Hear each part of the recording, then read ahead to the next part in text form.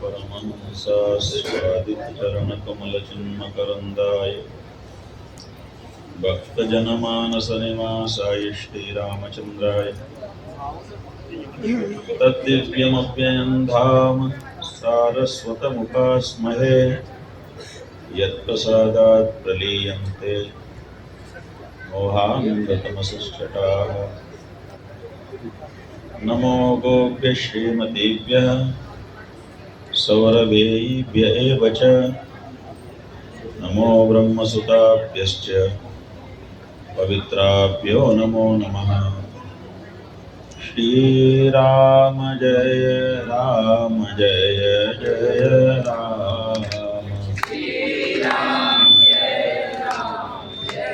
जय राम। गोविंद जय जय गोपाल जय जय गोविंद जय जय गोपाल जय जय।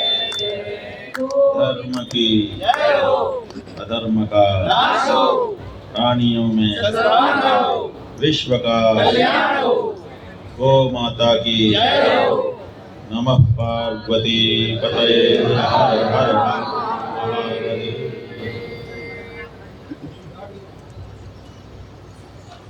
मथुरा विधानसभा के सम्मानित निवासियों, आदरणीय माताओं,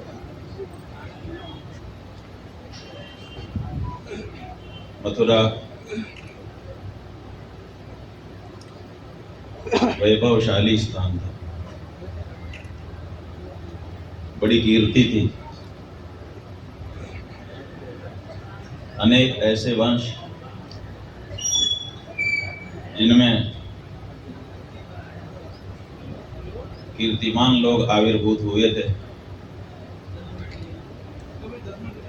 उनका केंद्र था।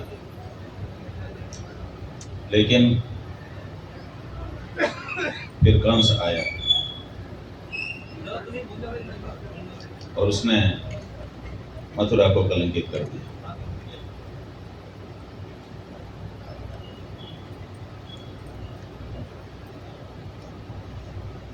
एक व्यक्ति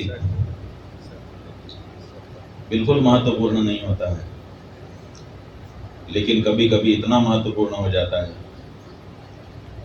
कि सब लाखों करोड़ों लोग व्यर्थ हो जाते हैं। अपने प्रभाव में सबको लेकर अगर कोई अच्छी राह पे चल पड़े तो इससे बढ़िया तो कुछ नहीं। लेकिन अपने प्रभाव में सबको लेकर अगर कोई बुरी राह पकड़ ले तो इससे बुरा कुछ नहीं। प्रायः हम में से प्रत्येक व्यक्ति अनुगामी है, स्वयं नहीं सोच सकता कि मेरे लिए कौन सा रास्ता सही है, इसीलिए वो किसी की ओर देखता है कि ये किधर जा रहा है, इसी के पीछे पीछे मैं भी चल के अपना लक्ष्य प्राप्त करूं। इसलिए अनुगामियों के इस संसार में अगर कोई नेता बन जाता है तो बहुत अच्छा भी कर सकता है और बहुत बुरा भी कर सकता है। कंस, उसने सबको पछाड़ दिया। उत्तराधिकार हमारे यहाँ सामान्य रूप से मिलता है, स्वाभाविक रूप से मिलता है। पिता के अंत के बाद पुत्र, गुरु के अंत के बाद शिष्य उत्तराधिकारी होते हैं। लेकिन कंस ने स्वाभाविक उत्तराधिकार को नहीं स्वीकार किया। उसने स्वयं आगे बढ़ करके जो राजा थे उनको कैद कर दिया और सारी बागडोर अपने हाथ में। ये जो लक्षण है, ये लक्षण अच्छा नहीं होता। अपने से बड़ों का अपमान करके जब कोई छोटा आगे आता है, उसी समय समझ लेना चाहिए ये कंस की राह पे जाता है।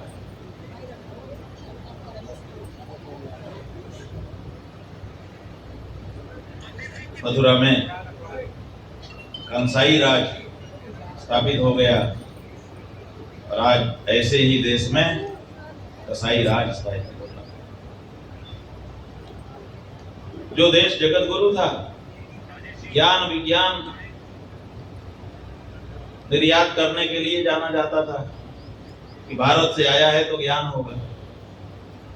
जब अलेक्जेंडर अपने देश से विश्व विजय के लिए निकल रहा था तो अपने गुरु अफलातून के पास गया, मैं विश्व विजय के लिए जा रहा हूं, बताइए किस देश से आपके लिए क्या लाऊं? अरे तुम सबको जीत लोगे? कहा गुरु जी आपका आशीर्वाद, विश्व विजय करके ही लौटूंगा, बताइए किस देश से आपके लिए क्या लाऊं? अलेक्जेंडर ने कहा बेटा अगर तुम जा रहे हो तो देखो भारत को मत जीतना, वहां आक्रमण मत कर। कहा गुरु जी ऐसा क्यों कह रहे? मेरा तो विश्व विजय का सपना ही फिर चकनाचूर हो जाएगा, क्योंकि विश्व में तो भारत भी है, भारत को नहीं जीतूंगा तो विश्व कैसे जीत पाऊंगा? इसलिए इसमें छूट दे दी, भारत की विजय भी मैं करूंगा, आप तो ये बताइए कि आपके लिए क्या लाऊं कहां से? चुप हो गए गुरु अफलातून। उन्होंने कहा बेटा ठीक है, अगर तू जाना ही चाहता है और बाकी किसी देश से मुझे कुछ नहीं चाहिए, अगर तू भारत जा रहा है तो 3 चीजें मेरे लिए वहां से लेके आना। सिकंदर ने, अलेक्जेंडर ने पूछा क्या लाऊं? बोले एक तो एक कमंडल में थोड़ा सा गंगा जल लेके आना, उसका कोई विकल्प नहीं है, वो संसार में यूनिक है। सेल्फ प्यूरिफिकेशन की क्षमता केवल परमात्मा में होती है, और भारत की गंगा जी के जल में वो क्षमता विद्यमान है, इसलिए मैं भी सेल्फ प्यूरिफिकेशन चाहता, मुझे गंगा जल लेके। कहा ठीक है, दूसरा क्या लेके आऊं? कहा वहां गीता की पोथी मिलती है, वो कहती है उद्धरेद आत्मनात्मानम आत्मानम अवसादयेत् आत्मैव आत्मनो बंधु आत्मैव पुरात्मना उद्धरेद आत्मनात्मानम। अपने आप से अपने आप को उठा लो, किसी दूसरे की जरूरत ना पड़े। ये जो व्यवस्था है ये दूसरा कोई नहीं देता, दूसरे सब जगह पे कोई ना कोई होता है जो डूबते हुए को आगे पकड़ के उठाता है। ये गीता है जिसमें कहा गया है स्वयं से स्वयं का उद्धार करो, कौन तुम्हारा उद्धारक आएगा? इतनी बड़ी बात कहने वाला जो ग्रंथ है गीता, वो मेरे लिए लेके आना। ठीक है गुरु जी, मैंने नोट कर लिया, गंगा जल और श्रीमद् भगवद गीता, और कुछ आपको चाहिए? आपने तीसरी बात भी कही थी। अलेक्जेंडर ने कहा हाँ बेटा, पता नहीं तुमको मिलेगा कि नहीं मिलेगा, लेकिन अगर मिल जाए तो एक ज्ञानी गुरु मेरे लिए लेते जाना, क्योंकि ये भारत में ही मिलता है और कहीं नहीं। सिकंदर का गुरु अपने लिए भारत से गुरु चाहता था, यहाँ से गुरु जाते रहे, ज्ञान जाता रहा। ज्ञान का निर्यात करने वाला देश आज मांस का निर्यात करने वाला देश बन गया। आज पूरे विश्व में भारत का मांस धूम मचा रहा है। कोई देश ऐसा बचा नहीं है जो भारत से मांस न खरीद रहा हो, और भारत इस समय सबसे बड़ा मांस का निर्यातक देश बन चुका है। ओमान जैसे कुछ देश नहीं खरीद रहे। हमारे प्रधानमंत्री जी वहां भी गए और जाकर के उन्होंने प्रस्ताव किया कि आप लोग, बाकी सब तो ठीक है, बातें होती रहेंगी, मांस हमारा क्यों नहीं खरीद रहे? हम तो इस समय दुनिया के सबसे बड़े मांस विक्रेता हो चुके हैं। उन्होंने कहा जी सही है, हम तो खरीदना तो चाहते हैं, लेकिन आप लोग हमारे तरीके से नहीं काटते, कट कट करके काट देते हो झटका, हमारे तो चलता नहीं है। हमें तो जब तक तड़पा के पशु को न मारा जाए तब तक हमारे लिए वो सही नहीं होता, हलाल ही नहीं होता। देखिए, सोचिए, हम आपकी जो संवेदना है उसके झंझोड़ने के लिए बोल रहे हैं। आपका प्रधानमंत्री कहता है कि अगर आप तड़पा तड़पा करके मारे गए जीव का मांस चाहते हैं तो भी मुझे कोई बाधा नहीं है, मैं आपके लिए भेजने के लिए तैयार हूँ। बताइए, विधि बताइए, उसी विधि से भेजा जाए। और करार हो गया और भारत आकर के ऑर्डर दे दिया गया। अब तड़पा तड़पा के मारे हुए पशु का मांस भी भारत बेचने लग गया है, जिसको हलाल मीट कहते हैं। कसाई राज नहीं है तो क्या है? कंसाई राज मथुरा में स्थापित हुआ तो भगवान श्री कृष्ण आए। अब कसाई राज भारत में स्थापित हुआ है, कौन आएगा पता नहीं, लेकिन आएगा।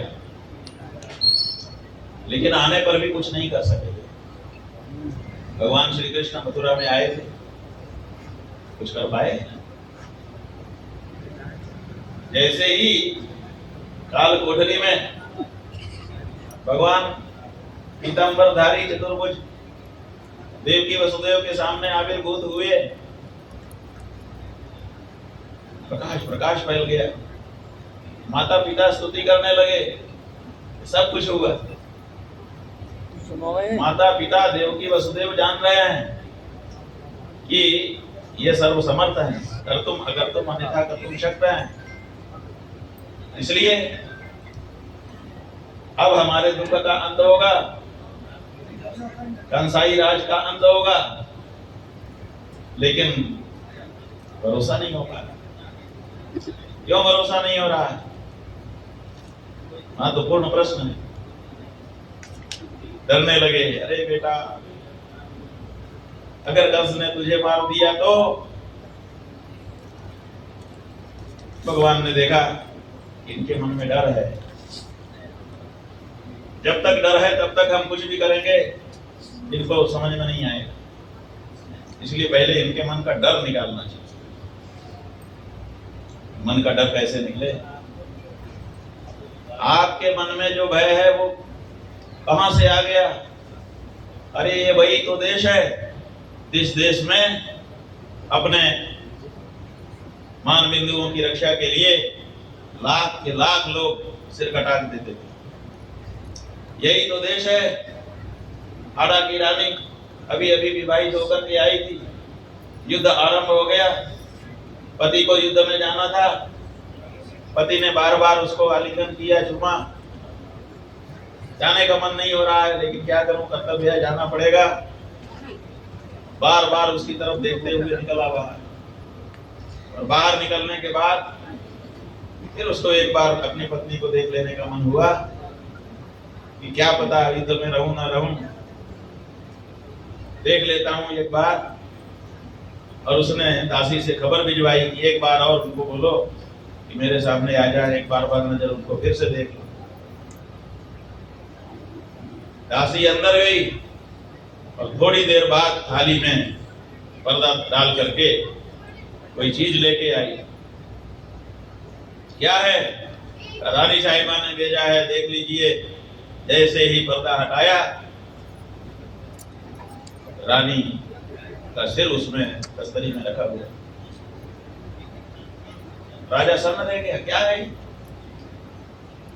दासी ने कहा, उन्होंने अंतिम समय में कहा था कि अगर मेरा मोह इतना है आपको तो मैं ही खत्म हुई जाती हूँ, आपके लिए मोह पीछे है, कर्तव्य पहले है, इसलिए मेरा मोह छोड़िए और युद्ध में जाइए।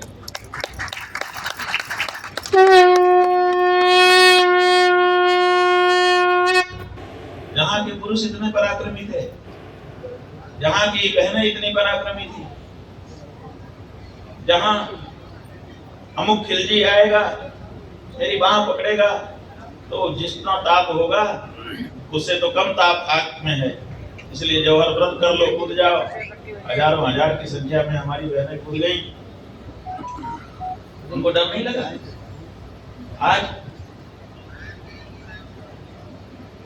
आज क्या हो रहा है? आज सबके मन में डर है, विदेशी का डर है, देशी का डर है, और अब तो अपनी सरकार का भी डर है। अब जब हम भविष्य यात्रा में निकले हैं तो बहुत से लोग तो हमारे सामने आ रहे हैं, और बहुत से लोग जितने हमारे सामने आ रहे हैं उससे कई गुना ज्यादा हमारे सामने ना आकर के हमको संदेशा भेज रहे हैं कि हम आपके साथ हैं, पूरी तरह से साथ हैं, 100%। बस क्या करें, थोड़ा हमको डर है कहीं हमारे घर में बुलडोजर ना चल जाए, कहीं हमारे यहाँ ईडी ना आ जाए, कहीं आईबी रिपोर्ट ना लगाने लगे, कहीं हमारे क्षेत्र का जो नेता है वो हमको परेशान न कर। ये डर कहां से बढ़ गया? यही डर वसुदेव देवकी के मन में भरा हुआ। भगवान समझ गए डर मिटाने के लिए दवाई पीनी पड़ेगी। डर मिटाई दवाई। डर मिटाई दवाई क्या है? भगवान ने कहा यदि कंसार विभेषित्वम तर्हि मां गोकुलम नय। पिताजी माताजी, अगर कंस से आपको डर है तो ऐसा करो, हमको गोकुल में भेजो। यदि कंसार विभेषित्वम तर्हि मां गोकुलम नय, मुझे गोकुल भेज दीजिए। गोकुल में क्या होगा? गोकुल में मैं गायों का दूध पीऊंगा। तो गायों का दूध पीने वाले के मन में किसी प्रकार का भय नहीं होता, उसका पराक्रम जागृत हो जाता है। डरता नहीं है गाय का दूध पीने में। और इसीलिए तो आज भी भले आप ये सब भूल गए हो, लेकिन जब सामने वाले को चुनौती देते हो, ये तो तेरी माँ ने दूध पिलाया तो आ जाए, कहते हो कि नहीं कहते? तो कौन सी माँ है? ऐसा कौन है जिसकी माँ ने दूध नहीं पिलाया? लेकिन प्राकृत माँ का दूध पीने का मतलब नहीं है। वहां तात्पर्य है कि अगर सच्ची गाय का दूध पिया है तो नहीं डरेगा, अन्यथा तो डर जाएगा। तो पराक्रम को जगाने वाला एकमात्र अगर कोई पेय है गौ माता का दूध, तो गोकुल में मिलता है। इसलिए एक रात भी नहीं रुके भगवान श्री कृष्ण मथुरा में। कसाई राज गोकुल गए, दूध पिया, छक के लोगों को भी पिलाया, और जब ताकत आ गई दूध की फिर आए, और आने के बाद क्या हुआ? सिर फाड़ के रख दिया। रघुवन को क्या कोई चीरेगा? जैसे कंस को भगवान श्री कृष्ण ने चीर दिया। गाय के दूध का प्रभाव है। आज तो गाय का दूध बंद हो गया। क्यों बंद हो गया? ये साजिश है हमारे खिलाफ, हम सनातनियों के खिलाफ, हम भारतवासियों के खिलाफ। यहाँ के लोग अगर गाय का, शुद्ध गाय का दूध पीते रहेंगे तो इनको हराना कठिन है। इसलिए जो भी हमारी शत्रु संस्थाएं हैं वो हमारे मूल बल पर ही प्रहार कर रही हैं कि गाय ही ना रहने दो। जब बांसी नहीं रहेगा तो बांसुरी क्या बजेगी? तो अगर आपको अपने शत्रुओं के मंसूबे पूरे करने हैं तो आप गाय से दूर रहिए, और अगर आपको शत्रुओं के मंसूबों को ध्वस्त करना है गौ माता की सेवा में गोकुल में आ जाइए। भगवान श्री कृष्ण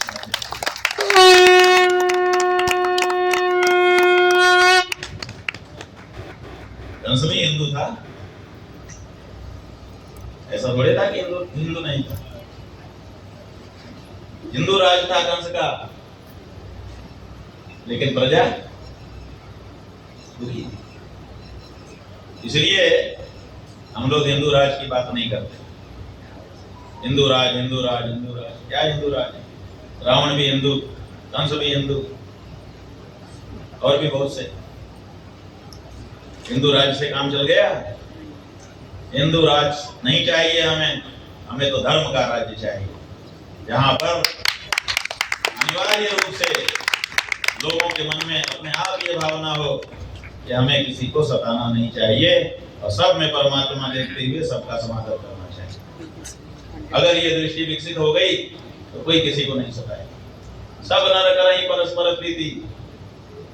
ऐसे परस्पर प्रीति हो सकती जब ये इनके अंदर हम राधा को देखें, इनके अंदर कृष्ण को देखें, और ये हमारे अंदर गुरु ब्रह्मा गुरु विष्णु देखें। आएगी फिर किस चीज का झगड़ा रहेगा? ये दृष्टि धर्म से स्थापित हो सकती है, धर्माभास से नहीं हो सकती। धर्म और धर्माभास दो वस्तुएं हैं बंधुओं। जो धर्म और अधर्म है, इसमें से हम लोग धर्म के इच्छुक हैं, स्वाभाविक रूप से इनबिल्ट हैं।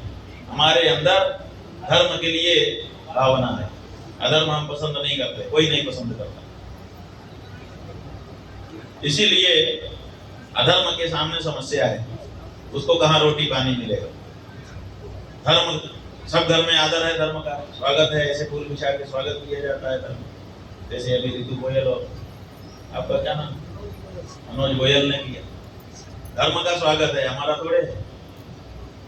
धर्म का स्वागत होता है और अधर्म ठुकराया जाता है। तो बेचारा जिस दरवाजे जाता है अधर्म, तो ठुकराया जाता है। तो उसने सोचा मैं क्या करूं, मेरे को रोटी कपड़ा कहां से मिलेगा। तो उसने तरीका निकाल लिया, धर्म का स्वागत होता है ये देख करके अधर्म ने भी धर्म का चोला ओढ़ लिया।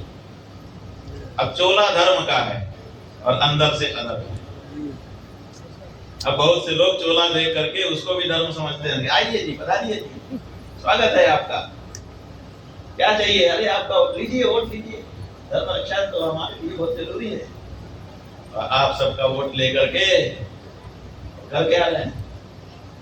अगर हिंदू होते तो लोग मांस के निर्यातक बन जाते। बोलो, अरे हम कहते हैं 100% हिंदू ना हो, 1% भी अगर कोई हिंदू होगा तो क्या वो ताकत होने के बाद गौ माता की रक्षा करेगा कि हत्या करेगा।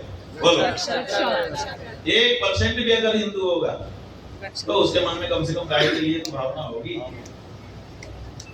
ये 1% भी हिंदू नहीं है, टोटल गैर हिंदू, टोटल अधर्म, टोटल नकली।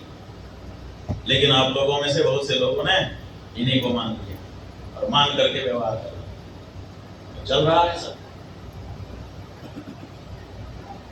हमने सोचा चल करके जरा एक मोतिया बिंद वालों को चश्मा पहना दे, शायद कुछ ठीक ठीक दिख जाए। तो गविष्ठ यात्रा लेकर के निकले, मथुरा आए।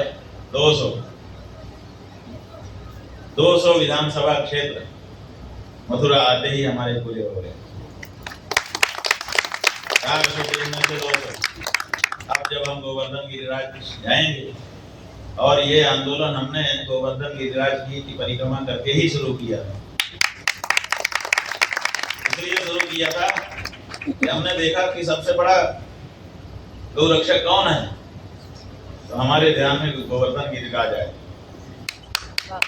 क्यों? क्योंकि जब परम शक्तिशाली देवताओं का भी राजा इंद्र गायों और गोपालों के विरोध में खड़ा हो गया था राजमद में,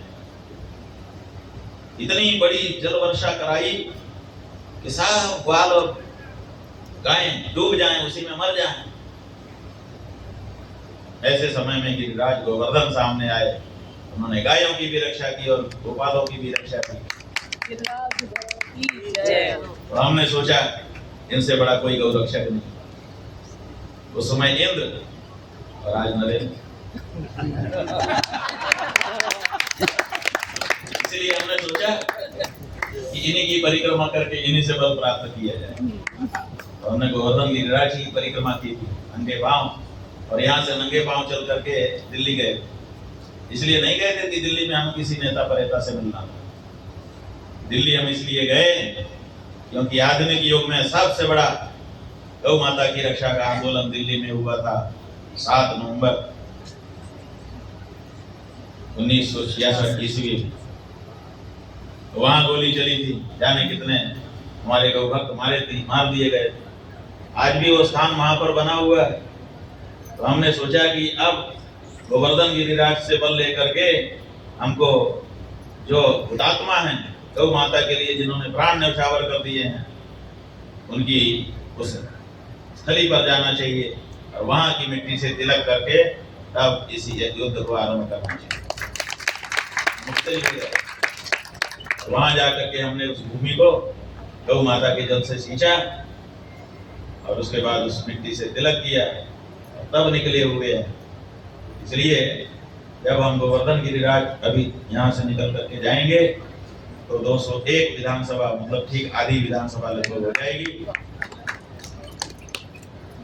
और वहां से फिर हमारी इस यात्रा का उत्तरार्ध आरंभ होगा।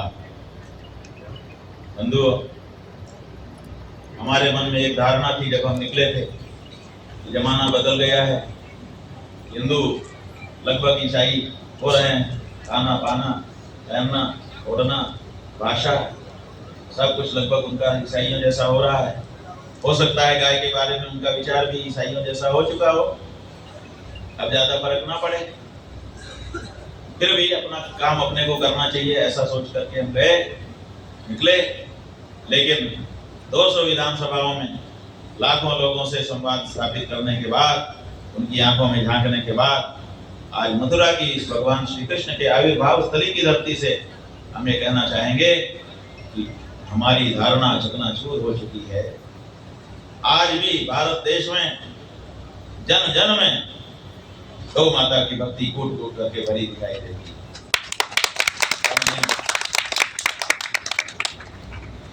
गौ माता के लिए एक तरफा माने तब से चल करके अब लाखों लोगों से हमारा संवाद हो गया। हमने सबसे पूछा कि बोलो गाय पशु है कि माता है? अभी तक एक व्यक्ति नहीं मिला जो कहे कि गाय पशु है। सबने कहा कि माता है। जब भारत देश एक तरफा गाय को माता कह रहा, यहाँ तक कि जिनसे आशा नहीं थी मुसलमानों से, अब वो भी कह रहे हैं कि माता घोषित कर लीजिए, पशु घोषित कर लीजिए, जो करना हो कर लीजिए, लेकिन रक्षा करिए, हम भी नहीं काटेंगे, आप भी मत काटिए। इससे बढ़कर के क्या मौका आएगा? 78 साल इन सरकारों ने हमारे सामने कहा क्या करें, हम तो गोहत्या बंद करना चाहते हैं, ये मुसलमान नहीं मानते हैं, ये मुसलमान नहीं मानते। सारा ठीकरा उन्हीं के सिर पे फोड़ा जा रहा था। अब वो मुसलमान निकल करके सामने आ गए, खड़े हो गए। उन्होंने कहा कि हम मांग करते हैं, समर्थन नहीं कि हम आपकी मांग का मांग करते हैं कि आप गौ माता घोषित करिए। जो पशु शब्द कुछ मुसलमानों के उसमें आया था, वो उन्होंने नहीं कहा था उनकी पशु को। ये तो राष्ट्रीय स्वयंसेवक संघ के द्वारा 2009 ईस्वी में एक विश्व मंगल गौ ग्राम यात्रा निकाली गई थी, जो कि पूरे देश में 108 दिन की यात्रा थी गई थी। उसमें इनकी प्रमुख मांग थी कि गाय को राष्ट्र पशु घोषित करिए। तो मुसलमानों ने समझा कि जब ये हिंदू संगठन कहने वाला संगठन गाय को राष्ट्र पशु मांग रहा है तो शायद यही हो। उन्होंने इसमें कह दिया। जब हमने उनको फोन करके पूछा कि भाई आप लोग पशु क्यों कह रहे हो, इससे तो हमको बड़ी चोट लग रही है, खबरदार जो हमारी माँ को पशु कहा। बोले महाराज आप लोग पशु नहीं कहना चाहते हैं क्या? नहीं। तो बोले खाता, हमने तो वहीं से नकल किया। हमने कहा भाई वो दूसरे लोग हैं, हमारी जो सत्य सनातन धर्म की मान्यता है वो गाय को पशु कहने के विरुद्ध है। हमारे शास्त्र में साफ लिखा हुआ है कि जो हिंदू सनातनी गुरु को मनुष्य मानता है, मंत्र में अक्षर समझता है, अक्षरों का समूह समझता है मंत्रों को, और जो हिंदू गाय को पशु मानता है वो नरक जाने वाला है। हम गाय को नरक जाएंगे, इसलिए हम गाय को पशु का भी नहीं कहते, ना सुनते हैं। इसीलिए तो हमने आंदोलन शुरू किया है। उन्होंने कहा महाराज हम गाय को माता कहते हैं, और हमको लिख करके भेज दिया। अभी तक तो 25-30 पत्र आ चुके हैं हमारे पास अलग अलग संस्थाओं के मुसलमानों, गाय को माता घोषित करिए। अब देश का सनातनी हिंदू कह रहा है कि गाय को माता घोषित करिए, मुसलमान कह रहा है कि गाय को माता घोषित करिए, सिया सुन्नी दोनों, और ईसाई कह रहा है, उन्होंने भी पत्र भेजा है और जगह जगह उन्होंने भी बैठकें की हैं कि गाय को माता घोषित करिए। आज की तारीख में अब ये केवल कंसाई हिंदू, कसाई हिंदू, नकली हिंदू केवल रह गए। उनके मुंह से अभी गाय को माता कहने में कठिनाई का अनुभव होता दिखाई दे रहा है।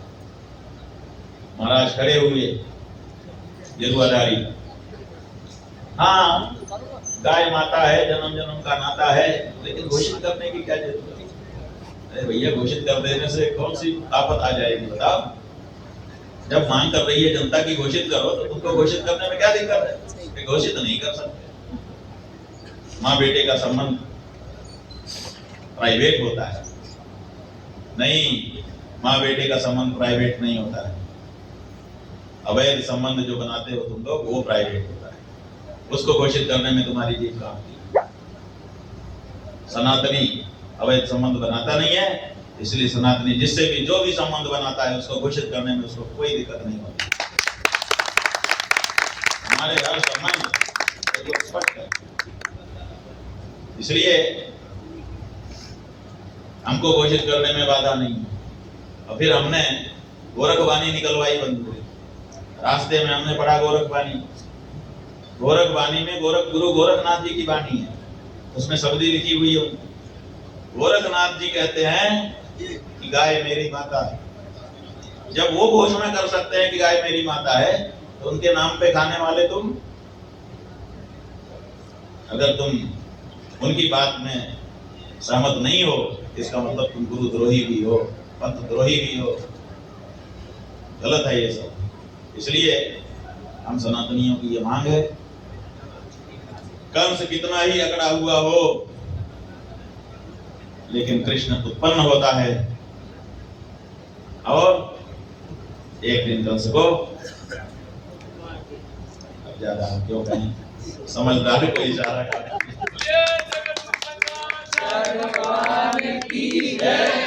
हम तो यही कहना चाहेंगे कि ये कसाई मत बनो। हम तो तुमको भाई के रूप में देखना चाहते हैं। हमारी माई को अपनी माई करो, ताकि हम तुमको भाई कहें। हमारी माई को तुम अपनी माई नहीं कह पा रहे हो, इसीलिए हमको तुमको कसाई कहना पड़ रहा है। मजबूरी है हमारी, और ये मजबूरी नहीं है, हमारा सिद्धांत है। जो हमारी माई को माई के नहीं कहेगा, वो हमारे लिए कसाई ही है। इसमें हमको कोई संकोच भी नहीं है कहना। तो आप लोग भी ये बातें सुन रहे हो, इसको उपचार शुरू करो। अभी तो हम नहीं कह रहे हैं, 24 जुलाई को हमने तय किया है कि 24 जुलाई से हम अपने संबंधों का नवीनीकरण करें। संबंधों का नवीनीकरण मतलब बहुत से लोग हम लोगों से जुड़ गए हैं कि हम भी आए, हम भी आए, हम भी आए। संभालना मुश्किल हो रहा है, लाखों की संख्या है। अब हम कह रहे हैं कि 24 तारीख को दिन में 12 बजे मान्यवर कांशीराम स्मृति स्थल मैदान में लखनऊ में हम खड़े होने वाले हैं। हमने कहा है कम से कम एक अक्षौहिणी सेना में हम खड़े होंगे। एक अक्षौहिणी सेना 2,18,700 की होती है, तो लिमिटेड सीट है 2,18,700 ओनली। इसके बाद एक भी आदमी को गेट के अंदर प्रवेश नहीं करने दिया जाएगा। और अगली अक्षौहिणी कब से शुरू होगी उसके बारे में भी अभी हम नहीं कह रहे हैं, पहले एक तो पूरी हो जाए। इसलिए संबंधों के बारे में तो बहुत से लोग हैं, लाखों लोग हैं कि हम भी आपके, हम भी आपके, हम इतने आएंगे, ये सब भी खूब कह रहे हैं। लेकिन आज से हम कह रहे हैं, आज से हम रजिस्ट्रेशन शुरू कर रहे हैं। गिरिराज से शुरू कर दें, यहाँ उसकी घोषणा कर रहे हैं कि अब जिनको हमसे जुड़े रहना है वो अपना नवीनीकरण कराएं कि हम 24 जुलाई को आपके साथ अक्षौहिणी सेना में खड़े रहने वाले हैं। एक अक्षौहिणी सेना के लिए अभी हम अपना संबंध विकसित करने वाले हैं। उसके बाद रोक दिया जाएगा, फिर अगली अक्षौहिणी जब शुरू होगी तब देखा जाएगा। तो जो लोग हमसे जुड़े रहना चाहते हैं, जो लोग हमसे पहले से जुड़े हैं, जैसे दीपिका जी वगैरह, इनको सबको आना पड़ेगा। कोई भी हो, चाहे ये गोयल जी हैं, इतने चेले चपाटे हैं, गुरु भाई हैं, गुरु बहन हैं, दादा गुरु हैं, नाना गुरु हैं, मामा गुरु हैं, जो कुछ भी जो मानना चाह मानो। अगर संबंध बनाया है तो आपको वहाँ गौ माता के लिए आके खड़े होना है। जो हमारी माई का नहीं हो, हमारा काहे का। हम अपने यहाँ भी ये फार्मूला लगा रहे हैं। और जो ना आ सकेंगे, जैसे घर में 2 लोग हैं, दोनों जुड़े हुए हैं, दोनों तो नहीं आ जाएंगे घर में, तो एक की माफी, पहले हाजिरी माफी करवा लें हमसे, ताकि हम समझ ले कि भाई ये कारण से नहीं आए, और अपना कारण बता के हमसे हाजिरी माफी करा लें। हाजिरी माफी जो करा लेंगे उनका भी संबंध कंटिन्यू रहेगा, और नहीं तो रिन्यूअल नहीं होगा, यहीं पे ड्रॉप कि भाई अभी तक था, आज के बाद आपका संबंध आप स्वतंत्र है। समझ रहे हैं? बहुत साफ। क्यों? क्योंकि साफ संबंध की अब जरूरत पड़ेगी। अब क्या है कि लोग इनसे भी संबंध बनाए, उनसे भी संबंध बनाए, उनसे भी संबंध बनाए, पता ही नहीं चलता है कि कौन क्या है। बाहर से कुछ और, अंदर से कुछ और, हमें नहीं चाहिए। हमारा सनातन धर्म कहता है कि आप अंदर से जो है वही बाहर से रहिए। इन्होंने गेरुआ कपड़ा क्यों पहना, ये बताने के लिए मैं अंदर से साधु हूँ, इसी के लिए बाहर थे। ये पुलिस वाले करें, इन्होंने पुलिस का ड्रेस क्यों पहना है, बताने के लिए मैं पुलिस वाला हूँ अंदर से। तो ड्रेस पहना ही इसीलिए जाता है ताकि लोग समझ लें कि जैसा बाहर है ऐसा ही अंदर है। अंदर कुछ और बाहर कुछ और, ऐसा नहीं चलता है।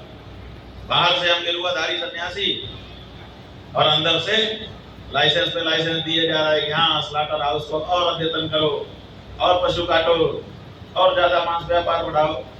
क्या कोई सन्यासी पशु को काटने के लिए अनुमति दे सकता है? बोलो, क्या कोई साधु मांस का व्यापारी हो सकता है? कभी नहीं। लेकिन ये बैठे हुए हैं, उसके बाद भी हिंदू हृदय सम्राट। तो ये नहीं चलेगा, दुरंगी नहीं चलेगी। दुरंगी छोड़ दे, एक रंग हो जा, सरासर मोम हो जा, संग हो जा। ये हमारा तो सब लोगों को कहना है। इसलिए आज कविष्ठ यात्रा के दूसरे चरण में जब हम प्रवेश करने जा रहे हैं, तब हम लोगों ने थोड़ा और इसको विषय किया है। बहुत अच्छा लगा, रितु जी और मनोज गोयल जी दोनों ने मिलकर के यहाँ हम लोगों का स्वागत किया। हम लोगों ने नियम किया हुआ कि इस कविष्ठ यात्रा में हम किसी के घर नहीं जाएंगे। कई लोग पादुका पूजन के लिए हम लोगों को बुलाते रहते हैं और हम लोग जाते भी हैं, लेकिन हमने तय किया था कि पादुका पूजन में ये नहीं होगा। तो इन्होंने उसका तरीका निकाल दिया। इन्होंने कहा कि सभा यहाँ करी जाए, सभा में आइए। अब सभा में आए तो हमने इसीलिए हमने अंदर जाके एक चक्कर लगा दिया। पूजा तो सभा में ही हुई, इसलिए हमारा नियम भी सुरक्षित रह गया और इनके मन का जो भाव था वो भी बच गया। ये सनातन धर्म है, हम किसी के नियम को तोड़ते नहीं हैं, बल्कि उसमें से रास्ता निकालते हैं। तो इतना ही कह करके आप सबको खूब खूब आशीर्वाद। 3 बातें हम कह रहे हैं। एक, आदित्यनाथ कह रहे हैं कि घोषणा की जरूरत नहीं है। हम आपसे पूछते हैं, घोषणा की जरूरत है कि नहीं? गाय हमारी माँ है, ये घोषित करने की जरूरत है कि नहीं है? तो चलो दोनों हाथ उठाओ। Yes. बोलो, मैं अपना अपना नाम बोल दो। आज घोषणा करता हूँ, गाय मेरी माता है, मेरी गौ माता को जो पशु कहता है, चोट पहुँचाता है, ऐसे लोगों से साठ गांठ रखता है, पीड़ा होती है। इसलिए ऐसे लोगों की मैं निंदा करता हूँ। ठीक है।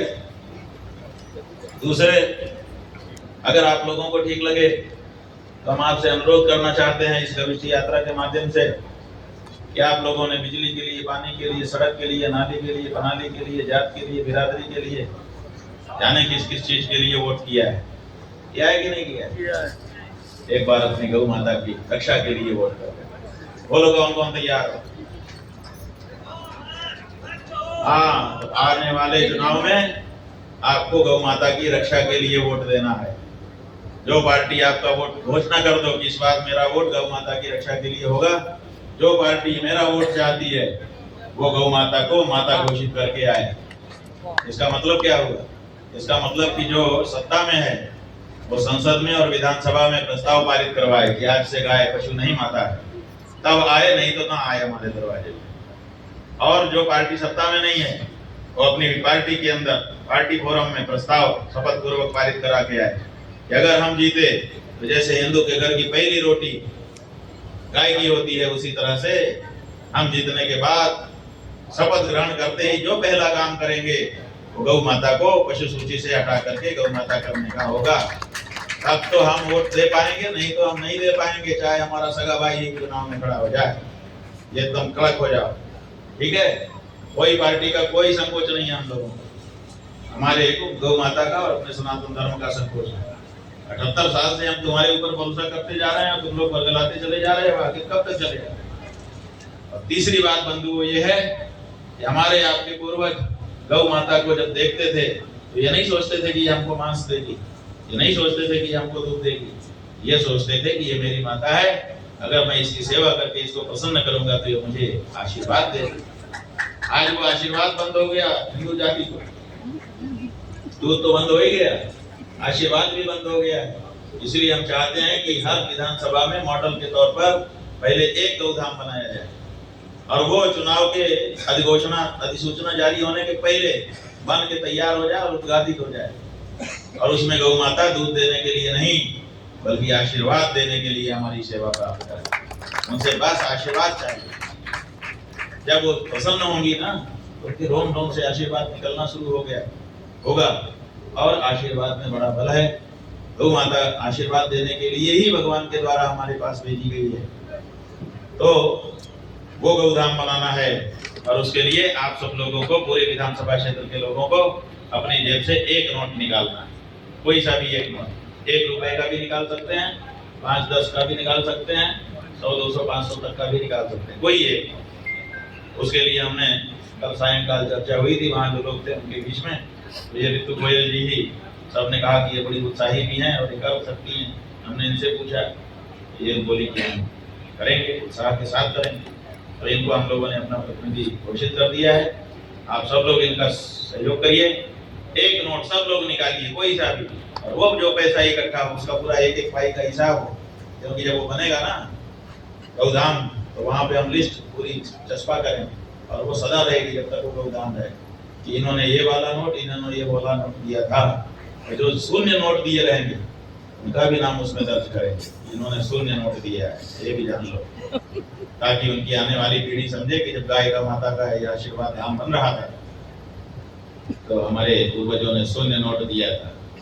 और शून्य नोट तो शून्य आशीर्वाद, हिसाब किताब एकदम क्लियर रहना चाहिए, है कि नहीं?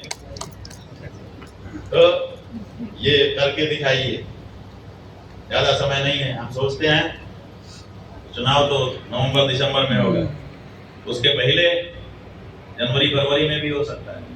लेकिन हमारी जो गौधाम है, अगर हम दिवाली के 8वें दिन आने वाली गोपाष्टमी को उसका उद्घाटन कर सकें तो सबसे अच्छा हो। गोपाष्टमी उत्तर प्रदेश का एक बड़ा उत्सव बन जाएगा और उस दिन जो है 403 गौधाम उद्घाटित होंगे। गौ माता का आशीर्वाद पूरे उत्तर प्रदेश में कम से कम आना शुरू हो जाएगा। बाद में उसकी नदी बहे वो अलग बात, उसमें हम लोग डूबे उतराएं तैरे अलग बात है, लेकिन पहले आना तो शुरू हो, कम से कम हवा थोड़ी तो आए, सांस लेना तो शुरू हो। तो ये सब बात उनसे आपकी हो गई, तो आगे हमको जाना ही पड़ेगा, इसलिए यहीं पे विराम ले रहे हैं। आप सब लोग को आशीर्वाद दे रहे हैं। अभी तब तक आप लोग हमसे बात करेंगे, तो लोग यहाँ आ जाएंगे, आप लोग थोड़ा सा जगह कर देंगे।